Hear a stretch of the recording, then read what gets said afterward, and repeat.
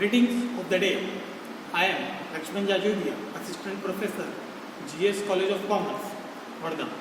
In the last couple of videos, we have discussed about syllabus and paper pattern of business finance. In the second video, we have discussed about what is business finance, what is its significance and nature of business finance. In this video, we are going to study about objective, scope and functions of financial executive with regard to the business finance. Starting with the objectives of business finance, there are primarily only two objectives of business finance. First one is profit maximization, second one is wealth maximization. Profit maximization can also be termed as an quantitative objective, whereas wealth maximization can be termed as qualitative objective of the business finance. With regard to profit maximization, we all know that any kind of business or any type of business is performing its activity for the purpose of earning profit, that is revenue minus cost is equals to profit, as simple as that. But this profit is used by the business for various reasons. It can be used for expansion, can be used for starting a new line of business, to protect against competition, to save ourselves from the unnatural situations like this pandemic of corona, where the sales are the worst hit of all the companies.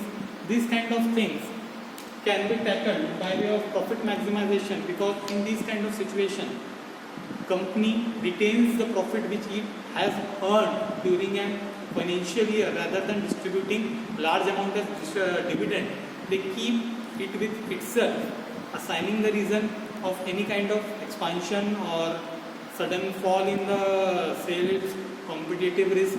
For these kind of things, the objective of profit maximization is attempted or is entertained by the company. Under profit maximization, there are other certain objectives or other certain ways by which we can increase our profit. The very first can be supply of sufficient funds. When there are proper funds supplied to the business as what it needs, it would perform at very good level. It should not be unbalanced. It should not be oversupply of funds or undersupply of the funds. It should at optimum level, because it helps the business to earn more profit as it reduces the cost. Second, increase in the revenue. By increasing our revenue, we mean that as soon as we try to tap new markets, we try to increase our profit. We improve our product, we improve our cost strategy.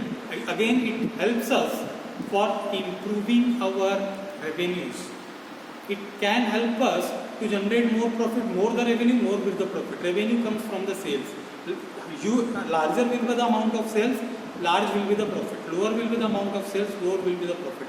That is why by increasing the revenue, how we can increase our revenue? By getting new products which can help us to increase our sales, by getting to the new market. Today we know all companies are going global. Next thing can be cost controlling. With respect to the cost, we all know that there is a principle of economies of scale, in which we know that larger will be the quantity of production, lower will be the cost of production. This would again help in reducing the cost, which would automatically increase our revenue. As the cost goes down, price remains fixed for the product, that is why the revenues goes up. So this can be another objective. By reducing the cost, we can have profit maximization. And the last thing can be minimizing the risk. Risk refers to the uncertainty which can be there in the economic scenario of a business or economic environment of the business. Risk generally can be financial or business risk. And many times it is been seen that we are suffering from systematic or unsystematic risk. Systematic risk known and can be controlled. Unsystematic risk cannot be known and or controlled. For example, pandemic of corona, unsystematic risk. It cannot be controlled. The effects which it has on the businesses cannot be controlled immediately, and it has long-lasting impact on the business. So, by proper planning or by proper foreseeing the things, by properly having the financial reading of the future, we can reduce this risk or we can minimize this kind of risk, but we cannot eliminate this risk. Second objective is of wealth maximization. As I told earlier, it is a qualitative objective. It aims at distributing the major portion of the profit to the shareholders as dividend and retaining a small portion with the company for any kind of situation which can be contingent to the business. In this, business tries to give as much as possible dividend to shareholders so that in the market the share price would reflect positive, that it would increase and it would help stockholders or shareholders to increase their wealth. We can in numerical terms say that a shareholder has X quantity of share with him or her multiplied by current market price of share. For example, if A is having 1000 share and current market price of that particular share is 47 rupees, that means that it has a wealth of 47,000. After declaring the dividend, as per the wealth maximization principle, the share prices rose to 55. Again, A is having the same quantity of share, that is 1000. Now his wealth has increased from 47,000 to 55,000. This is the two major objectives of business finance, that is profit maximization, wealth maximization. In profit maximization, or in general, we can even write it as supply of sufficient funds. Then fourth one, we can write it as increase in revenue. Next, fifth one, cost controlling. And sixth and the last one would be risk minimization. Now we will discuss upon scope of business finance.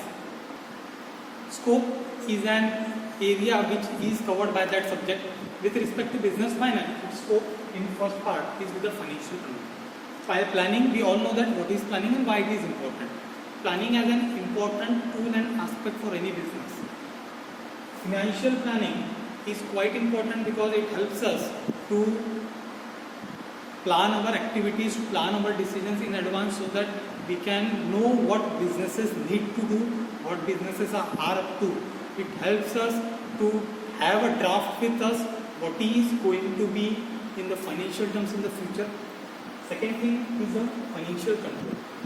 With planning, we need to look after the things so that there could be a control mechanism in financial terms by which we can eliminate the financial losses, or we can eliminate the financial wastages, or we can say that the unnecessary expenditure of the funds.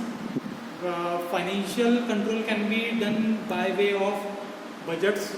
Budget can be a good tool for the purpose of putting financial control on the things, because we in the advance decide, or we advancing plan what is the amount which need to be allocated for particular activity, which need to be expended on particular activity. Later on, after the expenditure is incurred, we can have comparison between what was being planned and what was being executed, and why there is deviation, if any, whether it is positive deviation or negative deviation. Next thing is the financial decisions.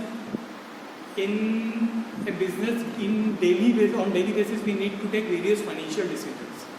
These decisions need to be taken timely by the business so that there would be and less impact on the future activities of the business. These decisions not only impact the present scene of the businesses, but also the future prospects of the business also. That is why the scope is of financial decisions also. Next thing is the working capital budget. Working capital, we have discussed that amount of fund which is necessary for any business to run its day-to-day operations, that is working capital. We need again to plan our working capital, or we need to have the budget or outline of our working capital so that there would not be supply of excessive or less funds, because in either of the situation, whether the funds are excessive or less, it is not good for the business. Remember one thing, every time the anything which is in abundance doesn't result in the good things. It is that excessive funds also spoils the businesses, also result in the failure of the businesses. That is why the working capital budget is also in scope of the business finance. Next thing is optimum return on investment. The optimum return means it is having a good amount of return which we expect from any business. Whenever we perform any activity, we expect certain result from it. It should be according to the work we have done. It should be according to the what the prevailing conditions are in the market. That is what the business deals with. There should be an optimal return on the investment so that business could earn an handsome of profit and give return to its shareholders also. If there is not optimum return or there is less return on the businesses, on the investment of the businesses, they would hamper the profitability. And again we have discussed, if there would not be adequate profit, how we are going to move towards the qualitative concept of wealth maximization or quantitative concept of profit maximization. For that purpose, we need to have optimum return on investment. The last scope is of financial statement analysis. Financial statement act as a source from where we can determine the financial situations and the problems or any issues which arises in the financial domain. We need to understand it after analyzing this statement. Business finance helps us to read this statement, to analyze this statement so that we can overcome these kind of things and we can have a proper systematic and management of our finances in the businesses. Now we will discuss about functions of financial executive. In the next video, what we have learned today, we have learned objectives of business finance and scope of business finance. In objectives, we have majorly two objectives: profit maximization and wealth maximization. Profit maximization, quantitative objective; wealth maximization, qualitative objective. Remember that thing. And the scope of business finance in the next video, as I have told earlier, we will discuss about functions of financial. Until then, stay tuned. Thank you.